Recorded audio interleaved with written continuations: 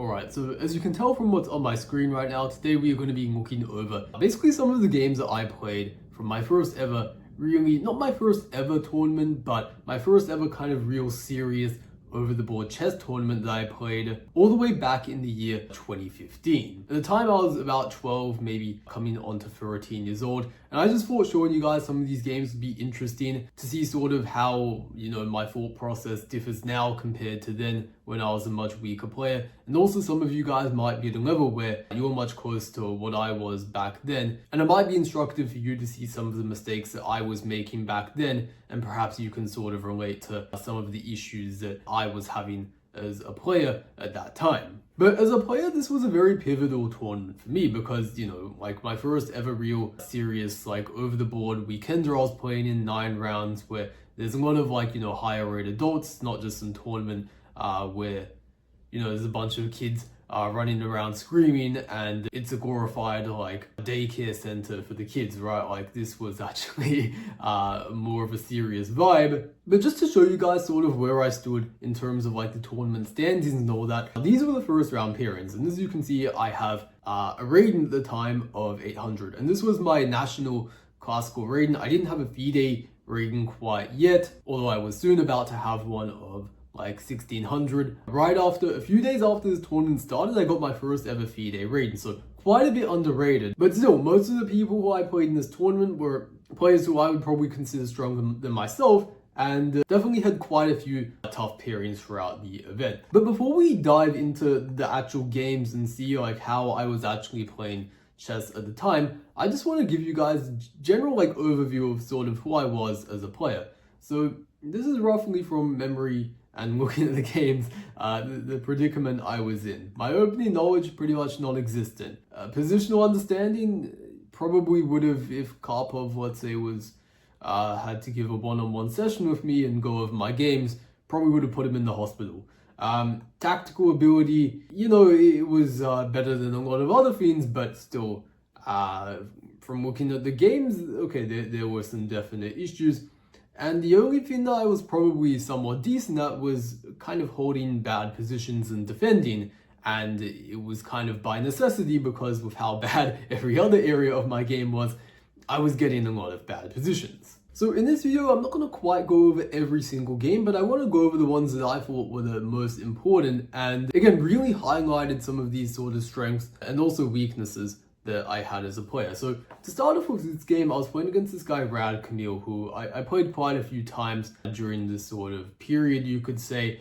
And yeah, obviously much stronger player than me, outrated me by quite a bit there, you can see. But okay, I decided to go for a Queen's Gambit, which is at the time sort of what I played.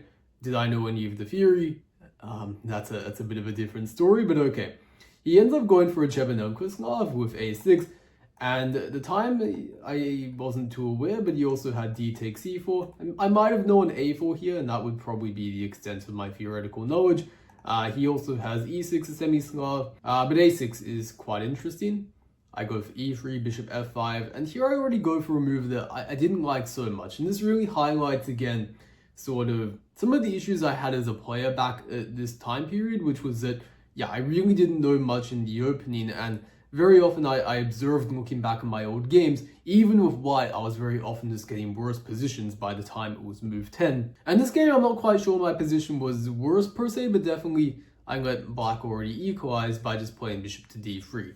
Generally speaking, in the sort of Slav setups, if black brings the bishop out like this and you offer up your light's good bishop, your good bishop, if they just take and let's say go e6, they're equal already and there's no questions about it. Rad actually kept the tension a little bit by bringing the bishop back to g6, but still, yeah, bishop d3, not a great idea, I think. More critical is going for something like queen b3, targeting the b7 pawn, which is unprotected now because the bishop has left the c8 square. Or there's also some other moves like knight h4. Knight e5 is also quite interesting. I played this a few months ago in this tournament here in Australia, the Melbourne International Open. I won quite a nice game with that. But yeah, bishop d3, very unambitious move, and basically let my opponent equalize. And basically I'm now combining sort of a very unambitious move, bishop d3, allowing the trade of bishops, with a very ambitious plan of going knight to e5 and trying to set up a Pillsbury attack, which on the next few moves I try to execute. But the problem fundamentally is that now with putting all these pawns on sort of dark squares, and I continue on the next move c5 as well, given that I had just exchanged off my light squared bishop on d3, now I have like a lot of weak light squares, in particular e4. So this setup actually doesn't really make that much sense. I don't necessarily think my position is too bad, but it's also not particularly scary. And all this space I've gained isn't really that important, to be honest. And we're going to see as the game progresses how, like, I might have thought that I had some sort of like attack on the king side by bringing a rook around, maybe even trying to like storm the g pawn up eventually. But as the game evolves, really we see Rad, he actually neutralizes the attack quite easily. He puts a pawn on f5, he blocks everything up on the king side. And yeah, in this position, he's definitely equal, but maybe he even is just a tiny bit better because long term, his bishop is always a lot better than my one. So I tried to bring the bishop around though and trade it off, which actually was quite happy to do now. And okay, in this position now, it's probably quite equal because I exchanged off my bad bishop. I tried to bring my rook around, and I also wanted to exchange on e4, I think, getting rid of that annoying knight.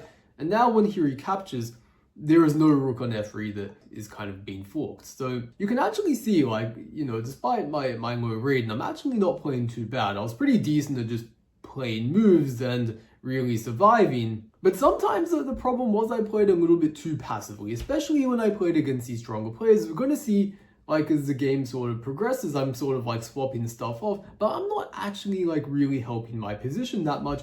And now with some sort of help from me, Rad has sort of improved his position a little bit. He's got the queen onto d5, he's poking around a little bit. Maybe you can play a3 and start bringing the rook in to attack things. And I'm very like just responding to his threats. I'm not trying to create any active counterplay, which is sort of the attitude I would try to adopt now if I had this sort of passive position.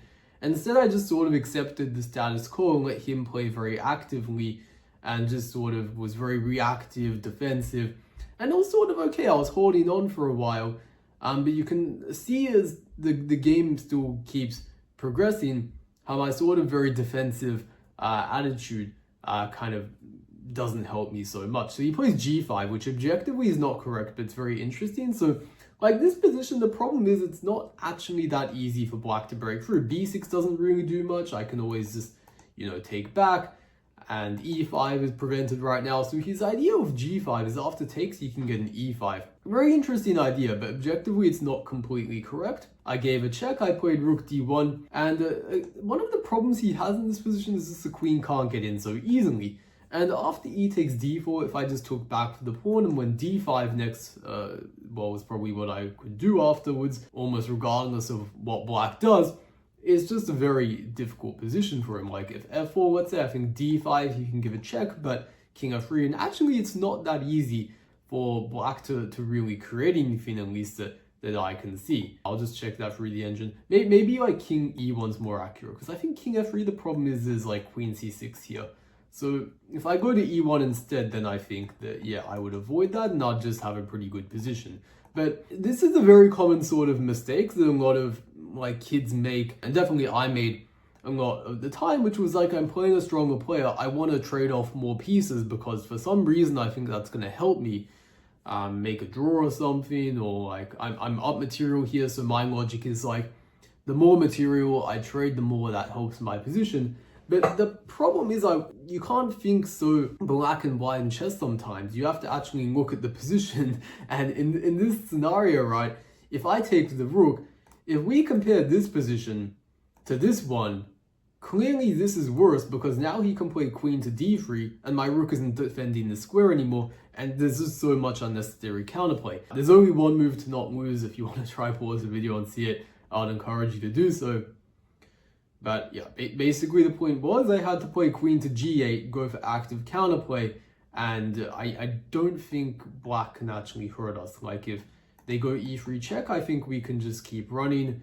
e2, actually I think we've already, oh okay, no, we haven't messed up, so we can come backwards and then the checks, at least the useful checks, run out. Like queen takes d4, we can gobble that up, and they're probably going to go for some sort of perpetual. If they don't do that, like they just give checks, this should be holding anyway. So, and well, of course, if they play a move like e3, then we're going to give a perpetual to them in the meantime.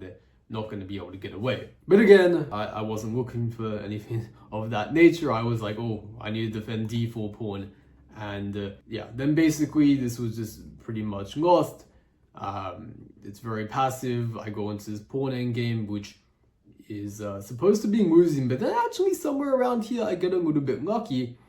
But again, at this point, like, I probably had already accepted that, or maybe I wasn't good enough to calculate it, but yeah, as I've already said, like, my overall chess understanding, definitely endgames were not so good. And the problem is, if I just try to go for like something like this, let's say, and hunt down the h7 pawn, this is just basically not going to work. This sort of thing. Well, it's actually definitely better than what I got in the game still. It's maybe not that simple, like definitely black's better. But in the game instead I did something really weird, which is I went king f4 and I took like this route, which is clearly slower than this one. But even better than all of those was just go king to e3. And basically the point is that now this is just a draw because there's just nothing that he can do to actually progress the position. I think g4 is a very important move here, and basically my king's going to keep his king stuck in this little box. There's no moves he can play in the meantime, and it's just simply going to be a draw. And in fact, he has to even be a little bit careful. He goes a2, king c2, then he has to start giving up pawns, and this is actually even losing now. So instead I played king f4, and I just ended up kind of being a bit of a moron and just losing this. And yeah, okay, I resigned somewhere around here, I think. But like, looking back at this game, right, like, you know, it wasn't like I did anything terribly wrong, right? Like, there was some tactical or like calculation mistakes I made later on that, like, really you could say could have cost me the game. But I would say a lot of the issues in this game really just stemmed from like playing really too defensively, too passively, and also trusting the opponent too much, I think, is another thing that's sort of going on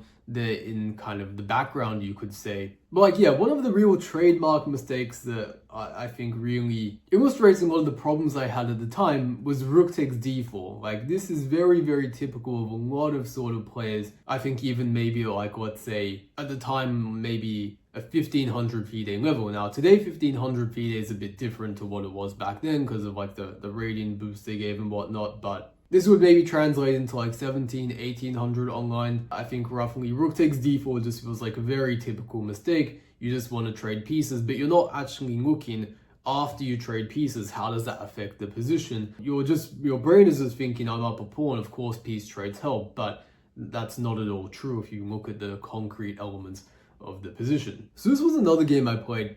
And this game illustrated two general problems, I think. One was just that I was playing too defensively, but to some extent that playing too defensively just came from really playing an opening without any understanding of how to actually play it. So in this game I played the Sicilian, and I ended up going for the Najdorf, which I actually read a book on, and I have it here. So it was starting out the Sicilian Najdorf by this British author, I think international master Richard Palliser. And yeah, to be honest, I don't know what I really learned from the book, because the book, looking back at it, recommended e5, and I played g6, which was definitely not recommended in the book. I must have saw this somewhere else, but basically this is like a Dragunov Sicilian. Now, usually if you're going to play, so you're going to start off g6, bishop here, and then like some sort of a6. I actually played this earlier this year in a classical game and won. It's not a bad line at all. I think it's quite tricky, but I definitely didn't know any of what I know now about it, and I basically just stumbled into this pretty bad position where like I wasted a tempo on a6 in what is otherwise like a kind of normal Sicilian dragon. And basically the problem was I just wasn't at all aware of typical ideas. Like, I don't even think I knew about this sort of plan. It's very common in like sort of the Yugoslav variation, we'll call it, of the like dragon, where they just castle queenside, they go queen d2 after playing bishop e3, bishop h6, and just storm the h-pawn down the board. This is like probably the most well-known plan for a Sicilian dragon, Pirate's Defense, and all of these setups where you go for a fianchetto. But I didn't know any of this. I told you guys, right? I was really bad at openings, I knew nothing, and I tried to do some weird stuff to defend. Like, I went knight, king h8, knight g8, like, what is this, right? It's kind of incredibly ugly.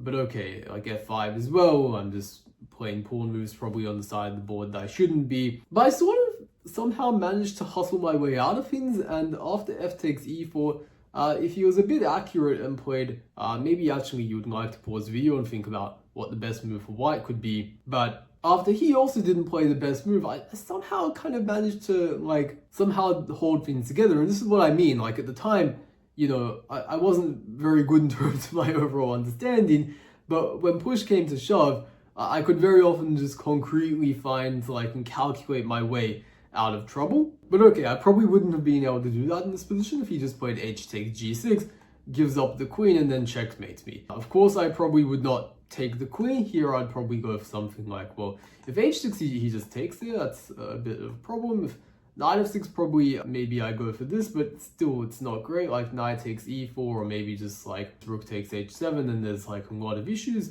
Probably this is just ending the game, to be honest. Yep, entrance has forced mate and 2, and the only way I'm delaying that is knight d3 check, so yeah, obviously a bit problematic there. But instead he played queen takes e4, and then like, okay, I start to like hold things together a little bit. Not ideal to open up the king side like this. I also don't have my fianchettoed bishop, which is an important defender. But somehow after a few moves, I end up kind of holding things together. And rook dh1, queen f7. And now at this point he could have just completely killed me, I think, by going knight to e4, removing an important defender of the h7 square. But, you know, instead after queen to e2, this was just a horrible mistake from him, because now knight takes f4, and all of a sudden the tables started to turn, right? There's no like concrete takes on h7 or anything, and after he moves the queen, I eliminate one of his important defenders, and all of a sudden I start taking over. I go g3, g2, and you might even be wondering at this point, well, how did I lose the game? And yeah, to be honest, I was kind of wondering that too when I looked at this game yesterday, when I was opening up these games for the first time in quite a few years. I was doing quite well, but then at some point I really just failed to really pull the trigger, and I basically kind of kept being too defensive at this point, when I probably should have tried to start cashing my chips in with a move like queen to f1. And if he takes, obviously I'm gonna be just winning a rook as I gain a new queen. King d2, and for example here, rook g4 is quite nice. I don't think I would have been able to quite play like this, but basically I'm trying to swap some pieces off, and I'm not really worried about him ever taking my queen, because I just always get a new queen, and my king is in no real danger. Actually, it's quite safe. So this would have been quite a nice way to play, and unfortunately knight f3 is not quite legal yet because of the pin, but it's always something that could be in the air if their queen ever moves, for example. But basically the issue was that, okay, now I started allowing too much counterplay, and when his pieces started getting active, I just started freaking out and letting him get too much material, and eventually I started walking into a bit of the wildfire, you could say. And after queen to d5, I probably could have held my position a bit better with like something else, like let's say bishop d7 is what the computer wants.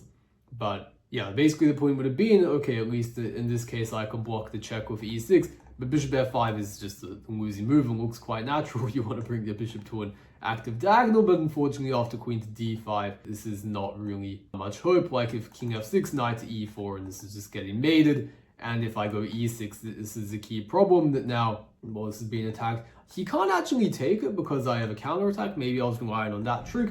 But after knight h5 check, I had to resign, because now after takes queen g7, I'm game mated. So yeah, really just a whole mess this game. As you can see at the start, like I play as if I definitely deserve to lose the game. But you know, at this level, it's not just enough to get a good position. Like a lot of people at this level, as you can see from my opponent, were at about 1600 at the time. Like he definitely didn't find it that easy to really, you know, hone in his advantage, even when it was like very big. By all means, at some point he played way too slowly, like queen e2. Just has no respect for the importance of time when attacking. He allows me to get some play, but then it came back on me. Now I'm the one who has something to prove. I have the advantage, but you can see I had a similar issue. I also had kind of a bit of trouble really trying to strike when the iron was hot, and eventually I think probably my nerves just got the better of me. Again, very inexperienced player at the time of playing this game. But despite how things actually started out, like in the beginning, right, you can just see the fact that I even managed to like sort of hold things together somewhat from like this bad of a position, right? Like if I open the engine up, this is like plus 1.5, it's like only move 10. And to be honest, practically speaking, I think it's even worse just because how difficult this attack really is to defend, you could see the fact that I was even like able to somewhat hold things together was definitely a promising sign for me that I was able to kind of defend bad positions like these. And as we're going to see throughout more of the games, this was definitely, and as I said at the start, right, like a very important trait that I had, and I think very much carried a lot of my playing ability at the time. So this next game I was playing against actually a decent friend of mine throughout some of my junior years when I lived in Melbourne, Australia, Isaac Zhao. I think the highest rating he ever reached was like maybe 1900 FIDE. We were both somewhat similar in the fact that we were slow starters, or I believe Isaac played when he was like really young, but then he quit and came back a bit later. He's like a year older than me, so at the time of this game, I imagine he was like 14 years old. I was 12, hadn't turned 13 yet, but yeah, whenever we played, we always played pretty interesting games. Maybe this one was one of the less interesting ones, full of lots of mistakes still, but I basically decided to go for the exchange French. And this was probably one of my better openings at the time. And you also will notice I played in round 1 d4, and this game I played e4. So you might be wondering, like, what was like the secret prep that I had? And well, the secret was that I knew both of them badly, so it didn't matter which one I played. But the exchange French was good for me because it required very little sort of sophisticated understanding, and also there wasn't that much theory to know, at least the way I was playing it. I was just taught to bring the pieces out. It's probably the only opening I really learned from someone, and probably actually the only real good position I got from the opening this whole tournament, where I just put my pieces on sort of natural squares, and I'm a little bit more active, and you can see like some of the differences, right? Like my bishops are more active and he's kind of less active, and really that just helps a lot because like in this position, h3, I just sort of stop any pieces from coming here. Really allows me to sort of just like perhaps utilize the e file, for example. I can also go knight e5, pawn f4, sort of similar plan to the first game, like Pillsbury style attack, but of course under much better circumstances, whereas black isn't really able to do similar things.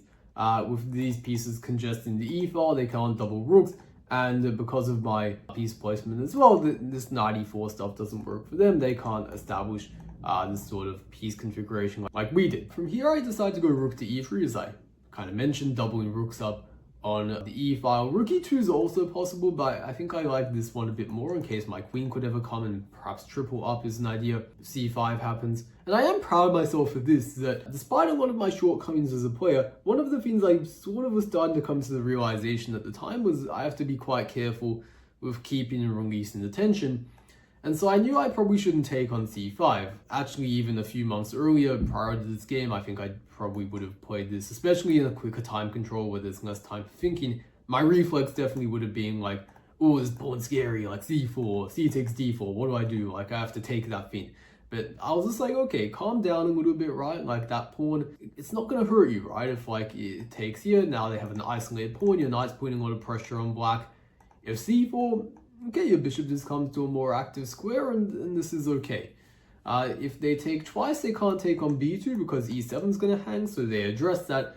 And now this is kind of hanging, but I was like, okay, I can defend this. Truth be told, I can probably take here, and if they take on b2, it's not a big deal. I have many good moves in this position. I think the engine's favorite one is knight to e4, but okay, I go b3 instead. I'm still much better. And then g5 is a really weakening move. I can just retreat, but I spend a lot of time here really calculating, trying to figure out if I can punish this move.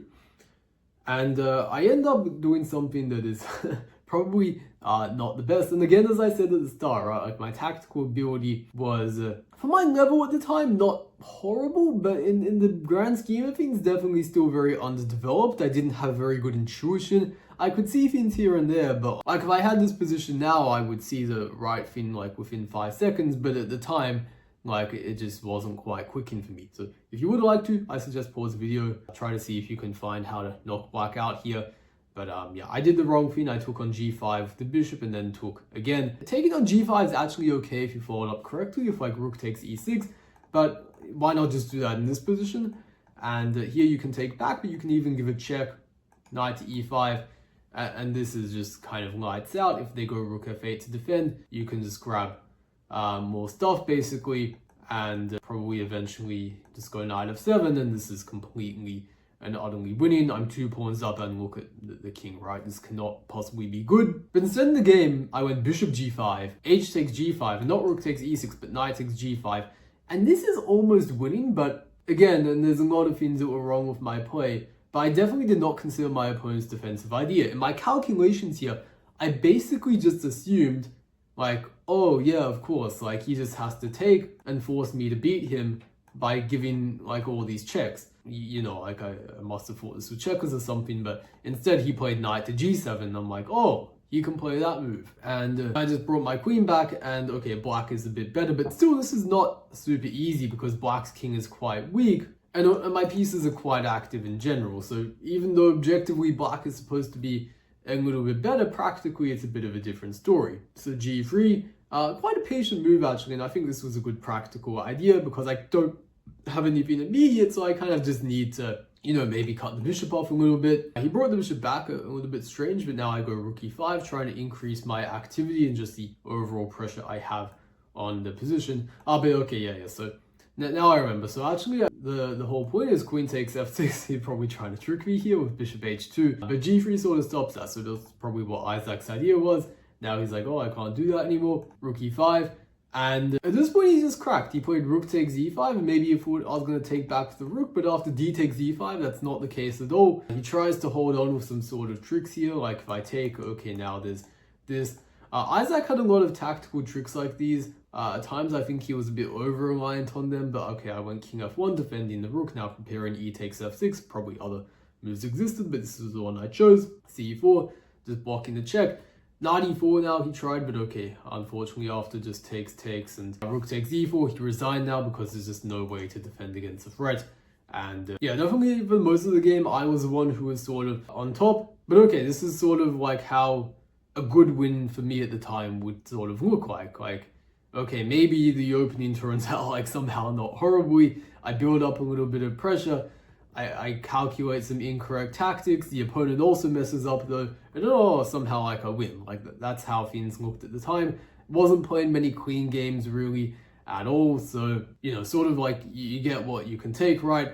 And definitely this was a good win for me at the time though, because this was the third round. The first 2 rounds I'd lost, which was very disappointing, but you know, gained some, you know, points on the scoreboard definitely was quite important to me. But now jumping over to round 5, so I actually won my round 4 game, and I managed to now win 2 games in a row. I'm on 2 out of 4 points, 50%, which I definitely was, you know, quite happy about because was, again, not a very strong player, and most of the people who I was playing but were higher rated, more experienced than me, and I'm just sort of flailing about trying to like survive all my games. So this game's on playing Vishal Bhatt, who I think at this peak got close to 2100 FIDE, but yeah, he was basically my age, and obviously the time of this game, much higher rated than me, much stronger. And it was funny because I remember actually before the round started, like he was sort of asking some other people like, and I overheard from like another room, like, what does Samuel Osaka play? And he's sort of trying to ask around, and even if they could give him an answer, which I'm not sure if they did, it probably wouldn't have been of much help because again, even if I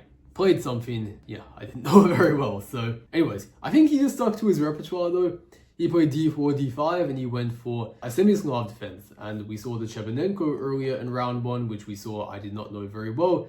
And the Semislav, unfortunately, was not very different. I also did not know it very well. So I went e3, knight b7, I developed my bishop, and already he plays d takes c4. This is a non-theoretical move, and at this point I was out of book. I honestly didn't know d takes c4 was a move. This is the only real like idea that, you know, I mean, okay, black can go like bishop d6 and they can sort of aim for the e5 break. To be honest, this is sort of what I knew from playing like other, you know, juniors at the time. They would sort of play the Semislav like this, which is not the best way to play it theoretically, but okay, like it's definitely a decent way to play. But okay, d takes c4 and b5 is sort of the like best thing to do according to theory.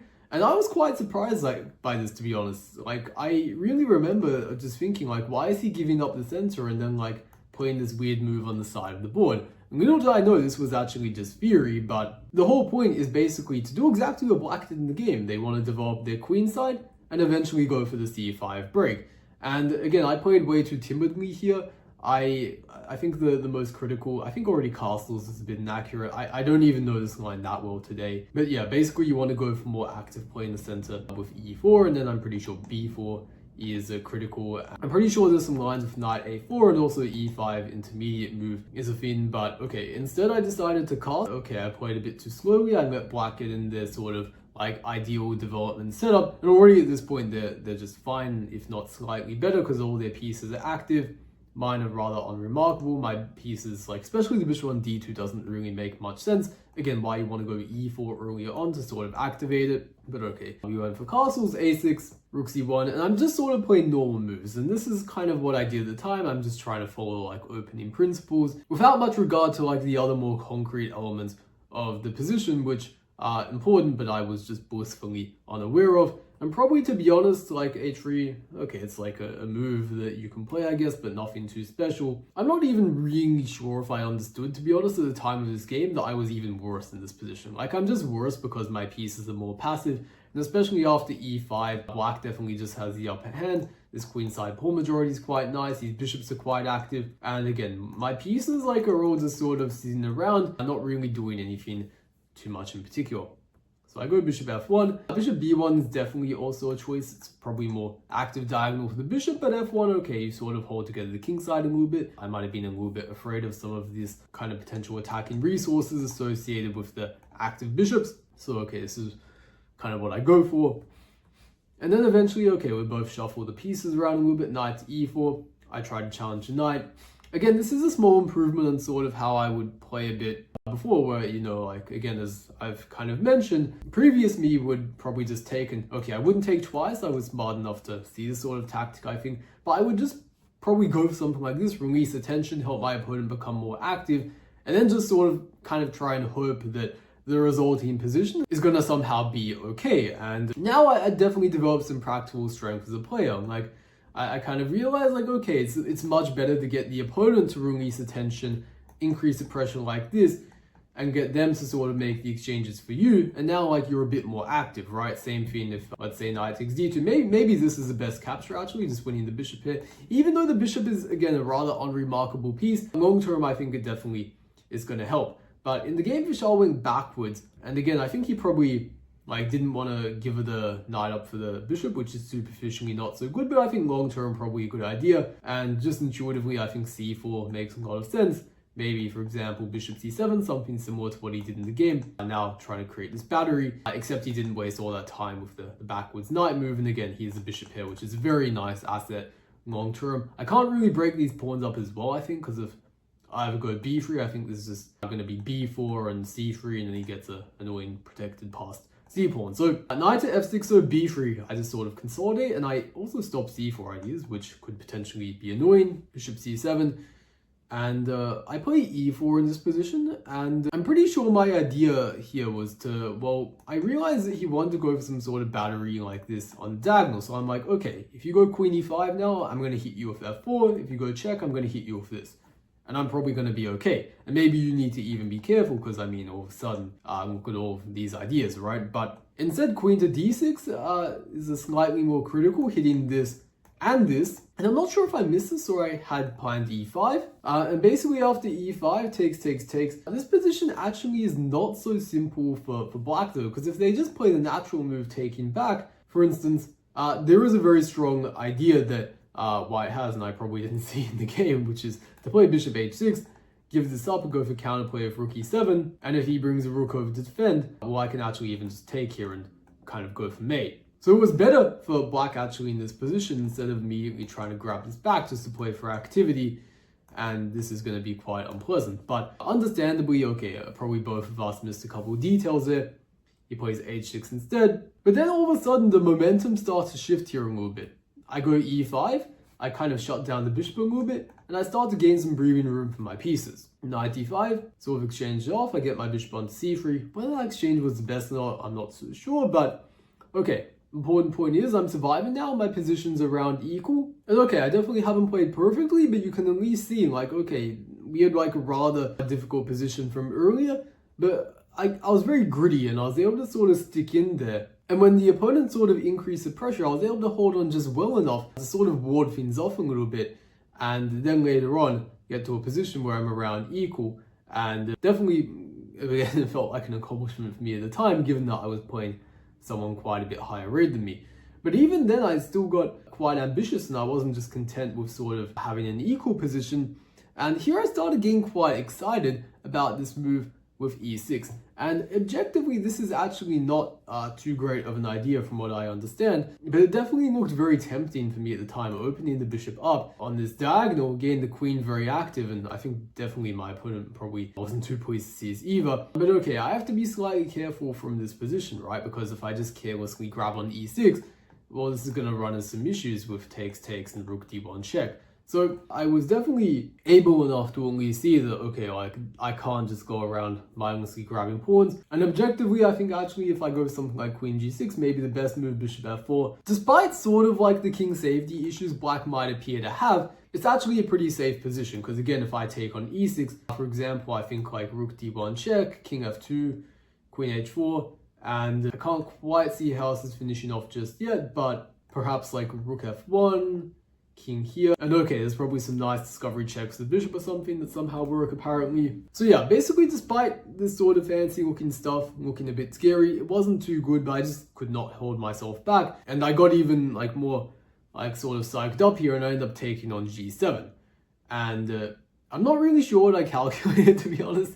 The answer probably was I didn't calculate, but I just sort of went for it. Like we saw in the third round game against Isaac Jiao, I, sacrificed on g5, and it wasn't completely correct, but with the assistance of them making some mistakes, it kind of ended up working out in that game. And we can see here, I could go for something similar. And was it correct? No. Should it have worked? No. But did I end up somehow still winning the game? Yes. And basically queen g5, and okay, he takes the pawn, but then like I give a lot of checks, and it's very difficult, I think, to hold this position with low time as he did, or like maybe not even hold is the right word, he's supposed to be better, but converting this even more so is not so simple. And he kind of cracked here with queen to g7, and if you'd like to pause the video and try to kind of calculate out what I should do here, I suggest you do so. But I definitely sense at this point like, oh, that's not quite right.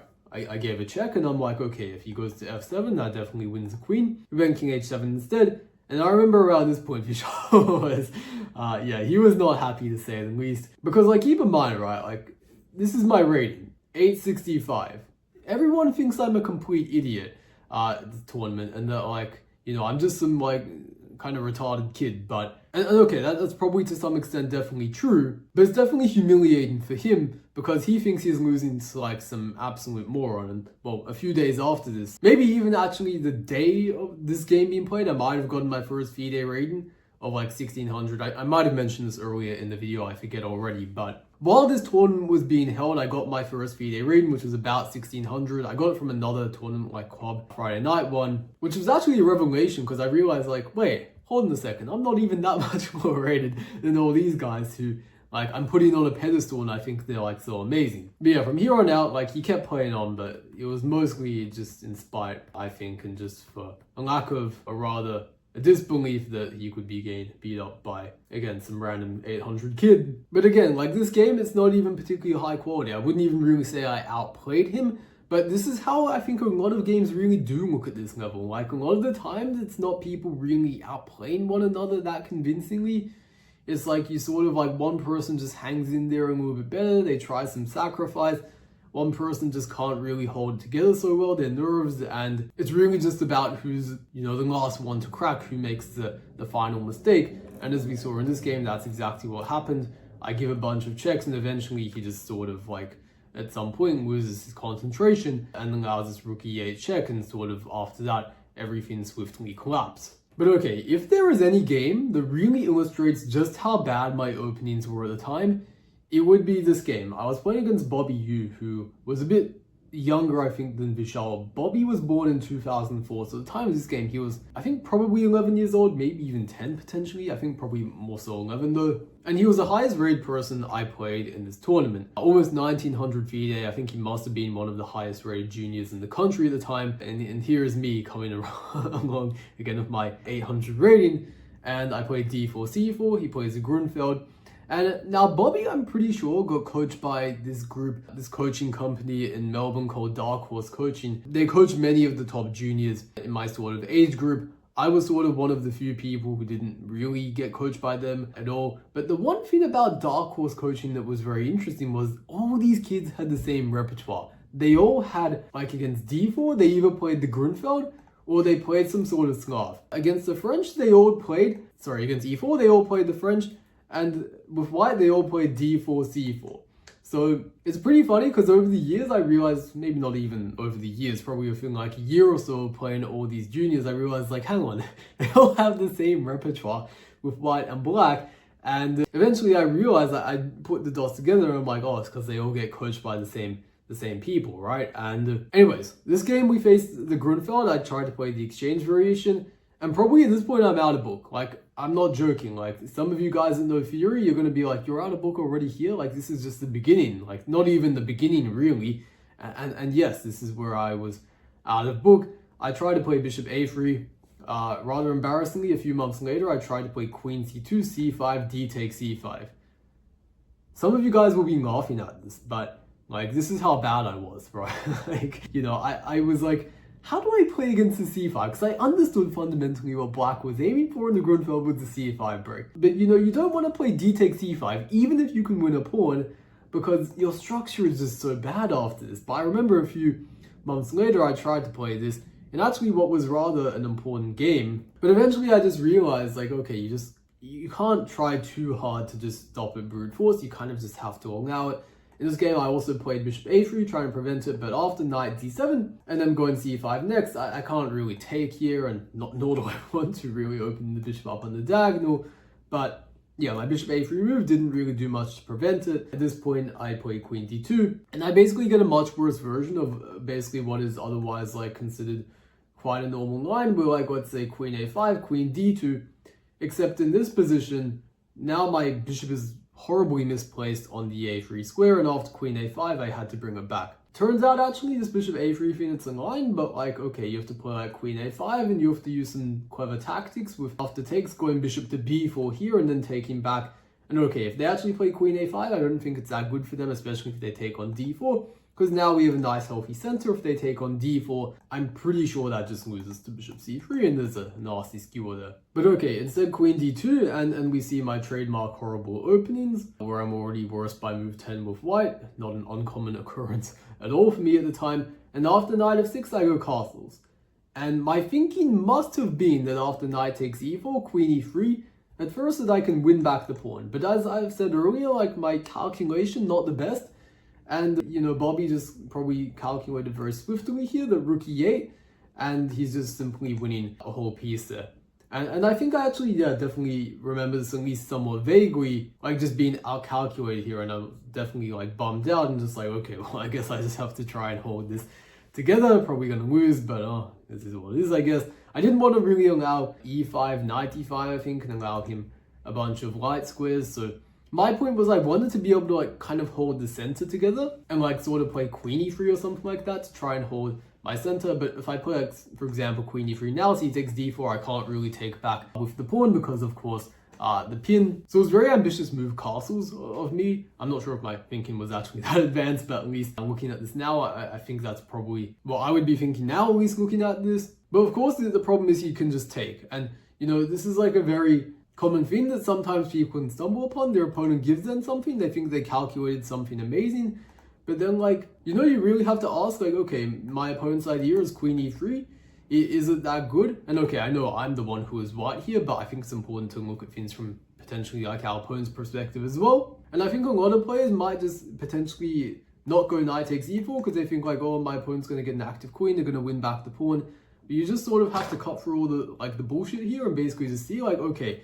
at the end of all this, rook e8, and I'm just like, I'm winning a piece. So I realized at that point I couldn't take on e7 anymore, and I just sort of had to hold this position together. Yeah, even worse than just like this position, which I was already saying was not so good. Basically, I'm positionally worse, and in addition to that, just down a pawn. So yeah, so I try to hold things together. Bishop d2, I allow a queen trade, and basically by all means, like, I should just lose this game without really anything special happening. I'm outrated by 1,000 points. I'm down a pawn for no compensation. I'm even worse as well positionally because, again, I have this isolated pawn, which is not very good. But then around here, some weird stuff happens. Like, he takes on e3, he helps my pawn structure a little bit. He does get the bishop pair as well, but like, after just a few moves of sort of holding the position together, he starts kind of messing around a bit too much. And a6 was the move where he kind of gives me a bit of a chance. And I will let you guys pause the video actually to try and think, okay, what would you do actually to try and make the best of this bad situation that we have right now? I would really encourage you to do so. But basically I recognized here, like, okay, this is a really sucky position. I already realized that, of course, but I'm like, okay, this actually weakens the b6 square now. And so basically what I did is I brought my knight around to c4. Maybe he could have gone bishop d5, is a bit more better maybe, but okay, bishop c6, knight c4, and he tries to come back to d5 now. But now in this position, after all these exchanges, you see, a lot of people, again, and I've sort of talked about this earlier, but they have this sort of idea in their head of, and I don't think Bobby was necessarily thinking this during the game, but just in general, some people might look at this and be like, well, white's still pulling up and we exchange pieces. So this is actually what happened in the last few moves, a beneficial outcome for black. However, this could not be further from the truth. They lost the bishop here. White has an active rook now. This knight is also quite annoying to deal with. And white is very close to having full compensation now for the pawn. So if you can trade pieces, that is not so good if it comes at the expense of letting your opponent get active and letting them get all this counterplay. Whereas before, like, he had a lot of control of the position. I wasn't able to do anything active. Whereas now you can see it's a very, just entirely different story. And he tried to chase my knight around, but okay, I was repeating moves. At this point, he gets desperate, tries to go for e5, but then I get a passed pawn. And I think his point would have been that he thought he could take, but he just forgot about the check forking this. And so even now, he actually has to be careful because this is a protected passed pawn now, which in conjunction with a knight can be very dangerous. And we ended up getting to this position where after this move, he offered a draw. And for some reason, I accepted. And it probably just because he was a much stronger player. And also I knew that he was like one of the top juniors in the whole country again for kind of slightly younger than me. That sort of like age bracket. So I was just sort of like, oh yeah, draw, like, I'll take it. But you know, I wasn't thinking with my brain at that point. I was just like, yeah, draw, like, great, that's a great result. But you know, kind of it was, right? Because like, look at this horrible position I had earlier in the game. I was a pawn down. My position is just worse overall. And I have absolutely no counterplay. Like, yeah, of course I'm going to be happy with a draw, like, from this sort of position, right? But I think I just wasn't mentally adjusted to the situation changing and being mentally ready to even win in the first place, right? So, like, the problem is in this position, even though he's up a pawn temporarily, like, how's he even going to hold on to, like, one of these guys, right? And maybe I thought he somehow would have some counterplay, but really, like, there's just nothing. And I even remember after the game, Bobby sort of like being like, bro, why did you accept the draw? Like, he was pretty, yeah, he didn't seem too happy with his position. He definitely seemed relieved with the fact that, you know, I was giving him that draw offer. So definitely shows some psychological weakness on my part, probably just inability to as well evaluate and grasp the fact that I'm even better here, which to me now is like pretty obvious. But yeah, I mean, with this pass protected pawn, the fact I'm going to win this guy back soon, like, there's just no doubt that white is better here. But you can see, like, the fact that I was even able to hold this is just, like, really crazy. Like, you know, when I said at the start of the video that, like, defending bad position was something I was decent at, like, it wasn't like it was just something I trained, but it was just sort of by necessity. I was getting myself in so many bad positions, I just sort of, like, that's what I became good at, just by, I was forced to. It's like, if I didn't somehow find ways to defend these sorts of positions through just sheer hustle, basically, like, I would have been losing a lot more games than I was. But okay, final game here, I was playing against Richard Voon, who unfortunately is no longer with us today, but yeah, Richard was a funny guy, and he's one of these veterans that the sort of, in the sort of Melbourne chess scene, he always showed up to tournaments. And yeah, very experienced player, not at his peak, but when he was at his peak, I think it was probably like above 2,000 FIDE. But yeah, basically this was the final round. I was at this point on 4.5 out of 8 points. I just lost the previous round actually against this guy called Bill Jiang, who just completely manhandled me, and yeah, to be honest, like I didn't even expect to be doing this well so far in the tournament. I like very, kind of low expectations, I guess you could say. But okay, against Richard, I just decided to go for this. I remember hearing around the time the Nimzo Indian something you should avoid, so I went knight f3. Did I know any theory after b6 and the queen's Indian? No, I played bishop g5, which is not a particularly great move. G3 is the main line, of course, and A3 is a sideline, the Petrosian variation, but bishop G5, not a very good move. And basically, I give up the bishop here, which looking at back a lot of my old games, and just from memory, I remember I gave up the bishop here a lot. I had no respect at all for the two bishops, and yeah, I think it's something that I deeply regret. But okay, bishop e2, knight c6, and already black is just equal for the fact that we have double pawns. And usually when white has double pawns, you need some sort of compensation, like quick central play, but here, like, I don't really have that. Like, there's already two pairs of minor pieces exchanged off as well, so yeah, nothing too special of a position. Black's probably doing fine, and also it's probably a bit easier to play their position as well, but knight a5, a very typical idea, targeting the c4 pawn, maybe even trying to come around to a6 with the bishop at some point. Okay, I'll play rook c1.